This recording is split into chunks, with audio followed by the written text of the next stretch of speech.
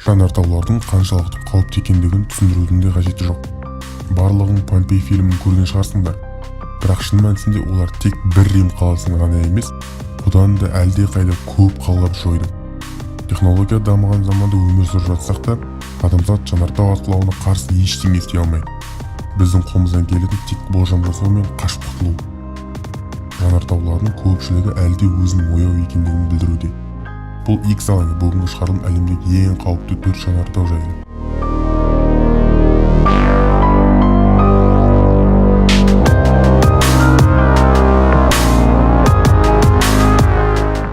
Этна, Италия.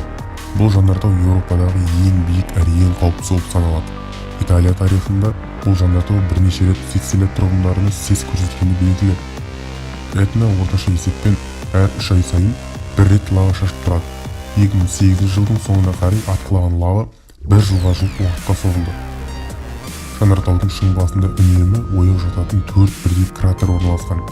Жанартау атқылай бастаған кезде одан шыққан қалдықтар бірнеше шақырым биіктікке көтеріліп, одан кейін үлкен мөлшерде тау баурайына қонып, шлак болып қатып қалады. Оның зияны да жоқ емес. Сол жердегі шлак басып қалған ауданда өсімдіктердің қайтадан өсіп шығуына 50 жылдай уақыт керек екен. Сондықтан Этна бөктерінде өсімдіктер әр жерден аз мөлшерде өседі. Дегенмен тауға жақын маңдағы жердің құнарлылығы жоғары болғандықтан, жергілікті тұрғындар қауіптілігіне қарамастан ол жерден кетуге асығар емес. Оның үстіне бұл аймақта бүкіл Италия мен әлемнің басқа да елдеріне үлкен сұранысқа ие атақты итальян шараптары дайындауға арнайы өсірілетін жүзім алқаптары да бар. Этна өзінің аса қауіпті жанартау болғанына қарамастан, оған дүниенің түкпірінен сапар шегетін туристердің саны бір сәткеде азайған емес. Олардың көпшілігі мұнда адреналиннің үлкен мөлшерін алу үшін келетіндіктерін де жасырмайды. Себебі жанартаудың қашан ойнайтынын ешбір ғалым да дөп басып айта алмайды. Мерапи, Индонезия.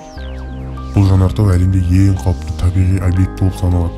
Аяқ астынан атылып белсенді түрде лава шашатын, ол баурайында тұратын халық арасындағы бірнеше адамдардың өліміне себепші. Мысалы, аталған жанартау кесірінен 2006 жылы 5000 адам қаза тапса, 2000-нан асасы жанкүйсіз қалды. Ал 2010 жыл жанартау қайта оянып, алайда жергілікті билік тұрғындардың көпшілігін қауіпсіз жерге көшіп үлгергендігі себепті үлкен көлемдегі адам шығыны алып келген жоқ. Мұнда жанартаудың ұсақ-түйек атқылаулар жыл сайын 2 рет болып тұрса, ал үлкен көлемдегісі әр 7-8 жылда орын алады. Туристерді жанартаудан бөлек оның баурайындағы керемет стильде салынған тарихи ғибадатханалар мен әртүрлі ежелгі құрылыс нысандары да қызықтырады. Мысалы, таудың оңтүстік бөктеріне ЮНЕСКО ұйымының қорғауына жататын Прамбанан атты орта ғасырлық буддалық ғибадатханалар кешені мен Рату Бако патшалығының сарайы орналасқан. Попокатепетль, Мексика. Бұл жанартау 9 миллион тұрғыны бар Мексика астанасы Мехикодан бар болған 70 шақырым жерде орналасқан. Бұл жанартау Мексикадағы ең үлкен жанартаудың ішіндегі ең қауіпті болып саналады. 2000 жылы осы жанартаудың оянуынан 10 мыңдаған адамның басқа аймаққа көшуі мен мұздықтардың жаппай еріп кетуіне алып келді. Науатл тілінен аударғанда Попокатепетль сөзі тұтанған тау дегенді білдіреді. Бір кездері жергілікті тұрғындар арасында бұл жанартау сөніп қалған деген түсінік қалыптасқан болатын. Алайда кейін отты тау өзінің әлі де қуаты сарқылмағанын сан мәрте көрсетіп, халық арасында тараған жалғанағы әңгіменің жалғандығын дәлелдеді.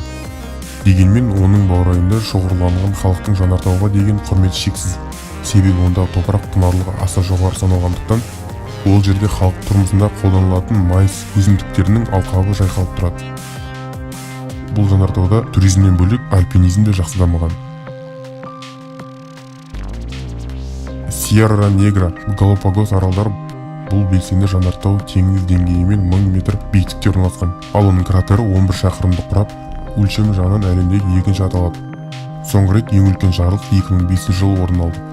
Тау маңайындағы әдемі табиғат көрінісі, сондай-ақ жанартау кратеріне шығып, оның айналасында атпен қыдыру, ал баурайында ерекше өсімдіктер мен жануарлар әлемімен танысу осында жыл сайын ағылып келетін туристердің өз көздерімен көргісі келетін басты мақсаттары.